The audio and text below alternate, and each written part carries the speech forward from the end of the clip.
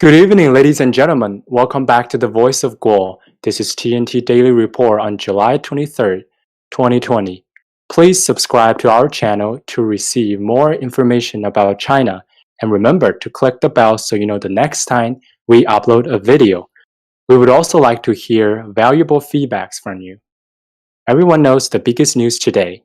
The US Secretary of State Mike Pompeo delivered a historical speech at the Richard Nixon Presidential Library in California.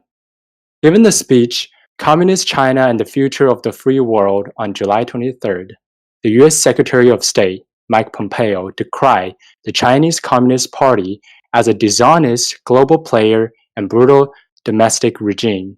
He portrayed a dark image of China's intention and denounced engagement with the country as having benefited Beijing at Americans' expense. His speech involve serious issues, including the coronavirus, which is continuously causing a great number of deaths because the Chinese Communist Party hadn't reported the truth to the world soon enough. The brutal violation of human rights reflected on the tragedies of the Uyghur and Hong Kongers and the trade agreement between the US and China. While worth noticing is that he has distinguished the Chinese government with the people of China and vowed to stand with movements towards democracy and urge democratic nations around the world to push China for greater human rights. Our second breaking news of today. Two CCP spokespersons answered questions on its consulate in Houston. On July 22, 2020, the Chinese consulate in Houston was on fire due to the file purging. Wang Wenbin, the most recently assigned spokesperson, answered questions regarding to the fire and the U.S. order to shut down Houston consulate on the following 2 days. When asked if there would be any comment on the fire taking place in the CCP's consulate in Houston, the spokesperson told Reuters, and here I quote, "China's consulate general in Houston is operating as normal. No one at the press conference had brought about any questions related to if the diplomats set the fire on purpose to burn files, which may be the evidence of the CCP's crimes in the future." On July 23rd, a day after the fire, more questions on the situation were asked. NPR asked the spokesperson what would be the retaliation look like, since China had threatened that there would be one if the US did not reverse the decision to close the consulate in Houston. Wang Wenbin had firstly listed two cases that, according to the CCP, were violations of the Vienna Convention on Diplomatic Relations and Consular Relations, and a grave infringement on China's diplomatic dignity and security interests. So what the US has done ran counter to international law and norms governing international relations and should be condemned. Other than that, no specific retaliation was mentioned by the spokesperson, which makes people wonder if the CCP does have some plans for that. Well, that is typical CCP, dancing around the real question and never answers it. Now, let's take a look at the next news on suspension of the official visits to the Correctional Service Department in Hong Kong. Ever since barrister Li Jiaqi got diagnosed with the CCP virus after visiting the Hong Kong Correctional Services Department, they have cancelled all members' official visits. Huang Zhifeng and the Legislative Council member Shao Jiazhen and others criticized the department's practices for obstructing persons in custody from seeking help.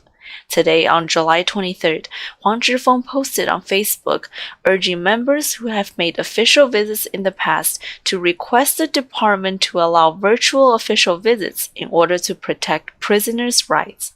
He pointed out that various prisons have always provided virtual visits in the past to accommodate family members with limited mobility. Therefore, extending virtual visits to official arrangements should be considered. However, the Correctional Services Department did not respond to such suggestions when interviewed by Apple Daily. They said official visitors can still apply to the department for urgent needs if they are dissatisfied, and they will consider it on a case-by-case basis. The Correctional Services Department will closely monitor the pandemic and put more focus on the prevention and disinfection program, hoping to respond to relevant official visits as soon as possible. Thank you for your report. Let's bring our attention to the CCP virus situations in Hong Kong. Hong Kong confronts risk from infected crew aboard cargo ships. Hong Kong once again set a single-day record for CCP virus infections on Thursday after 118 cases emerged, while another patient died, and authority grappled with a new threat posted by the cargo ship arriving with infected crew members. More than 100 maritime workers are stuck aboard their vessel undergoing quarantine after 6 seamen tested positive for the virus, raising concerns that the outbreak aboard ship streaming into one of the biggest port in Asia could overwhelm local hospitals. Seamen are currently exempt from the mandatory 2 weeks quarantine rule, a loophole the government has been plugged. The 6 infected seamen from the Philippines, India, Russia, and Montenegro arrive aboard 6 separate cargo ships, which are now anchored off the south of the city near Landmark Island. They were transferred to the local hospital and 3 have been discharged after treatment. It is understood the medical staff was sent to carry out tests on the remaining 140 crew members, who will emerge from 2 weeks of the quarantine imposed due to the confirmed cases between this Saturday and August the 3rd. Thank you for reporting. Here's another news regarding the third wave of the CCP virus in Hong Kong. The third wave of CCP virus in Hong Kong is out of control, and some experts question whether the crew members and other extant persons were the source of the virus. Apple Daily went directly to the seagoing crew rotation yesterday afternoon and found that most of the crew only wore masks and some did not cover their noses. They even lowered their masks to smoke with their companions. Some shipping company officials said that Hong Kong is currently one of the few cities in the world that allows crews to land, causing a large number of crews to flock to the port Now, to change moving on shifts. to the next It news. is understood that the relevant decision was the result of the Hong Kong Ship Owners Association's meeting with the government in June this year. Apple Daily directly hit the ocean-going crew rotation situation yesterday afternoon. At 4 o'clock in the afternoon, more than 10 foreign crew members with their luggage took the barge and disembarked the Highway Road Seaside Park in Dajiaozui, and then boarded the 7-seater vehicles already parked in Highway Road in the batches. The drivers of 7-person car all wore masks, and some of them also wore gloves when carrying luggage, but no more protective equipment was seen. Apple Daily followed one of the 7-seater cars, which eventually drove to the Dorset Swain Wan Hotel, and most of the crew entered the hotel with their luggage. However, some crew members pulled off their masks outside the hotel to smoke and chat together. According to the information, a total of 10 persons exempted from the quarantine have been diagnosed and have lived in the Dorset Hotel.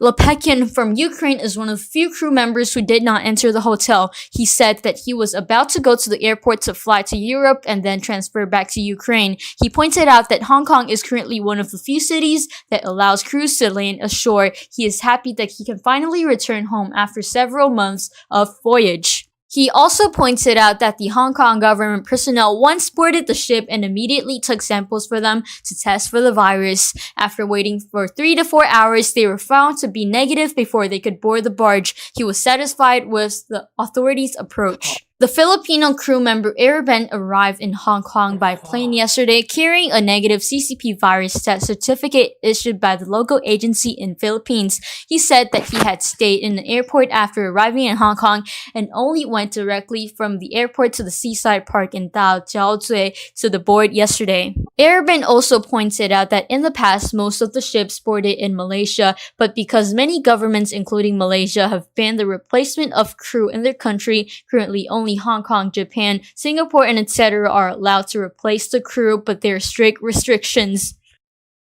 Looking through the information, neighboring country Singapore requires all arriving crew members to self-quarantine for 14 days. In Malaysia, except for specific medical needs, all domestic ports do not allow crews to land Japan adopts a special application, the crew members will be sent to the Epidemic Prevention Hotel for isolation for 14 days after landing in a group before they can board and work. All right, thank you for the report. And now let's moving on back to the mainland China and continue focusing on the floodwater disaster. 27 cities and provinces are trapped. Now let's see what happened. Rainfall disasters continue in China. China's Meteorological Center issued a rainstorm warning today to Shandong, Jiangsu, Anhui, Henan, Sichuan, and Shanxi. The water level in the mainstream of Huai River has exceeded the warning line, and the Yangtze River continued to exceed the water limit line. According to the statistics, China has 27 provinces experienced waterfalls since June. Since July 2nd, the heavy rainstorm have affected about 4 million people in Anhui province, prompting a direct economic loss of 10 billion Chinese yuan. The flood control in Anhui province will have to confront a severe obstacle. Anhui Provincial Development and Reform Commission has recently discussed to put the plan of deriving the weakness of flood control to the province water conservancy project and putting efforts into constructing the shortcomings as an essential task. Anhui's Emergency Management Department has announced that the heavy rainfall has caused different levels of disasters in 14 cities and 80 counties. About 4 million victims were affected, and 664,000 people were moved to safety. More than 480,000 hectares of crops were destroyed, causing a direct loss of 15.7 billion Chinese yuan, equivalent to about 2.23 billion US dollars. Wow, 4 million were affected. 2 billion worth of crops are damaged. Truly devastating. We will keep our eye on the flooding situations in mainland China. Let's take a look at our last news of today. Unusual hail and rainstorm raid Harbin City. On the afternoon of July 22nd, there was a sudden hail and heavy rain in Harbin, Heilongjiang province, accompanied by thunder and strong winds. Many sections of the city experienced severe waterlogging in a short period of time. Many large trees along the streets were blown down by the wind. The Harbin Meteorological Observatory issued 3 warning signals: a yellow warning for thunderstorm and a gale at 12:20, an orange warning for hail at 13:40, and an orange warning for heavy rain 14:40. Except for the main urban area of Harbin, many other areas are affected. Later, Harbin rainstorm appeared at the top search list on Weibo. Judging from the videos, pictures, and text shared by netizens, Harbin had dark clouds before the arrival of the heavy rain. Although it was daytime, it was like night. Some people said, quote, "I was napping at the table for a while and I snored when I woke up. I thought I slept until midnight." When the torrential rain hit, many people called out, quote, "It's too scary." Although people closed the windows tightly, rainwater is forced into rooms through window gaps. Some people say they had, quote, "heavy rain outside, light rain inside." Although the torrential rain and the hail passed quickly, there was a short-term water cut, power outage, and network disconnection in Harbin, and there were serious water accumulations in many sections of the urban area, making it impossible for vehicles to pass. The strong wind also knocked down many billboards and trees, and some vehicles were crushed. Alright, ladies and gentlemen, that's all the news we have for you today. Thank you for tuning in and showing your support. Once again, please don't forget to comment down below and share our channel. We will see you next time. Take care.